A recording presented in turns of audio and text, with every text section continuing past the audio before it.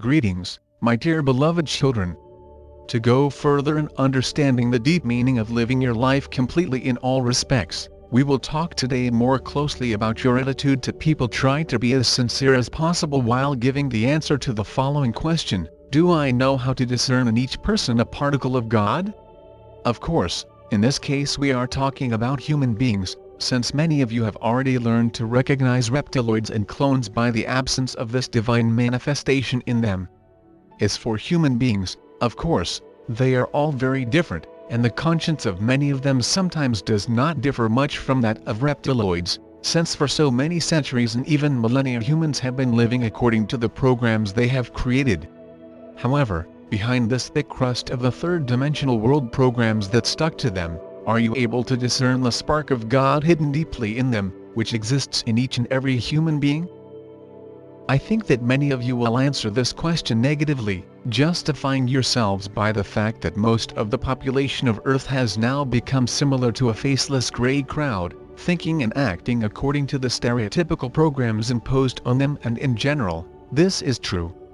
But if you manage to reveal the potential of the one seemingly degraded to the utmost in spiritual sense, learn to find that spark of God that has become almost invisible, and inflate it, thereby saving the soul of a person from further falling, then you will be able to call yourself true light workers, my dear ones. And now I will tell you the signs that could help you to notice the divine potential in a person.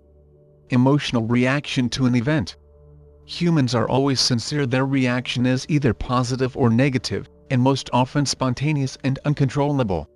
They cry and laugh, rejoice and grieve from the heart, without thinking about impression they make on others. In a word, they are lively and spontaneous, even if their emotions overflow. Unlike humans, the emotional response of reptiloids and clones is always artificial and insincere, which you cannot explain to yourself. Sometimes human eyes are lively.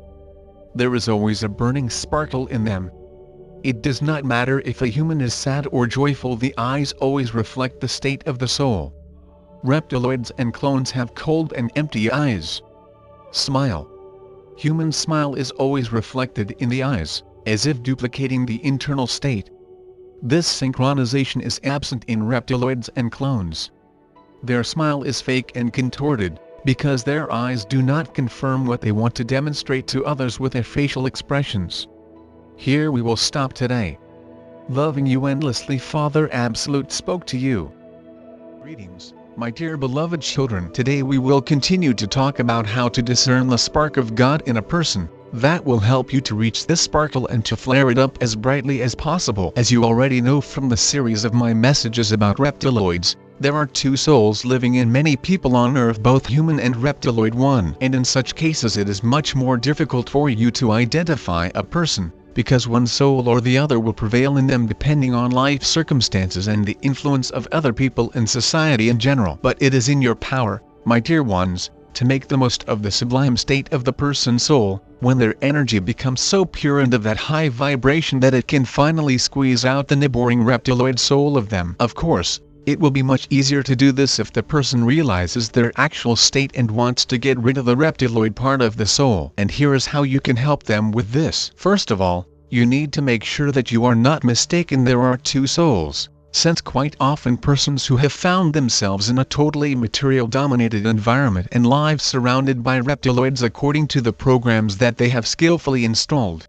become similar to them in many respects. But their human soul, choking in this atmosphere alien to them, still breaks out of the cage from time to time, which is manifested in stormy protest, dissatisfaction with their life, and sometimes in depression. This applies to both humans and human reptiloids. And if you witness such moments in a person's life, then try to help them understand themselves, the reasons of their dissatisfaction with the existing state of things, and, as soon as you feel that they are ready for new knowledge, start gradually to convey it to them, letting it out carefully. But first of all, what is important to this person is your energy assistance. Of course, fill them with the energies of light and love. Ask for help of all their spiritual helpers. Dissolve those accumulations of negative energies that led them to a soul breakdown. This is what should be your first emergency help to those who begin to awaken and realize that they do not live their own life, not the life that is the thirst of their soul. Always remember that the era of energies, not words,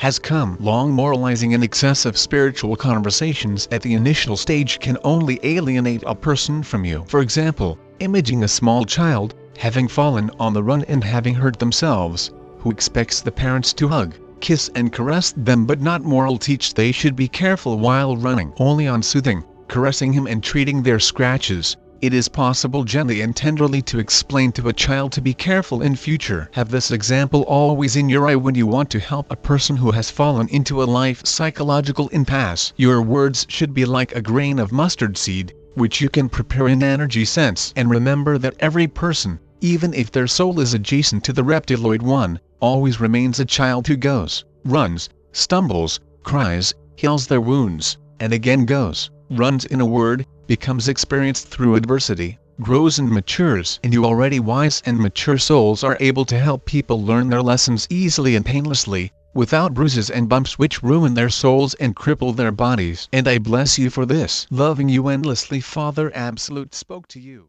Greetings, my dear beloved children. Today I want to give you some simple practices that will help you monitor your own energy state and at the same time identify the causes of soul discomfort. Recall such expressions as unquiet soul, be sick at heart, and quiet soul. And sometimes it happens even when there are no signs of any external reasons for concern. In fact, in this way, the soul of a person is trying to draw the attention to the fact that something in life does not go as the soul would like it to do. And if you have such a condition of inexplicable anxiety and worry, try to talk with your soul. To do this, you need to call upon all your heavenly helpers and reach a meditative state. Let all thoughts go, relax and ask your higher self what it wants to convey to you. You will definitely get an answer in the form of images, words, intuitive insights or enlightenments. And if it is about solving a problem, you can ask your soul to give you the most efficient solution for the highest good of all. The tips of the soul can come to you not immediately, but in the course of life, precisely in those moments that will help you most clearly realize the causes of your failures and ways to solve the problems. Now, my dear,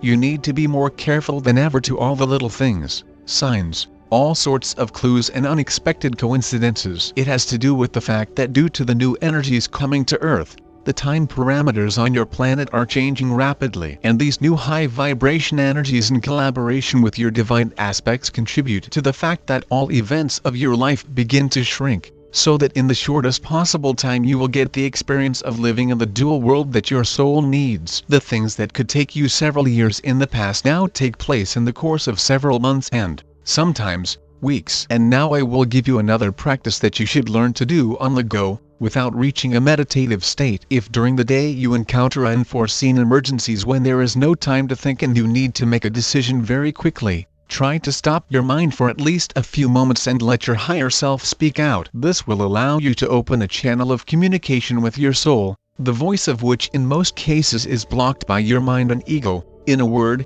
by your human essence. Everyone must decide for themselves how to do this, using their own individual characteristics. Those who have well-developed visualization can imagine a pure and clear channel connecting them with the divine aspects. Those with developed clairaudience can turn on their acoustic channel. The one with creative thinking can see some pictures. The main thing is to feel the essence of this meditation, to clear space for information coming from your soul. Of course, this may turn out well not the first time. But if every time you need to make a quick decision you set a goal to give way to your soul that always knows what will be better and more useful for you, thus you will start moving along the spiritual path by leaps and bounds. And I bless you for this. Loving you endlessly, Father Absolute spoke to you.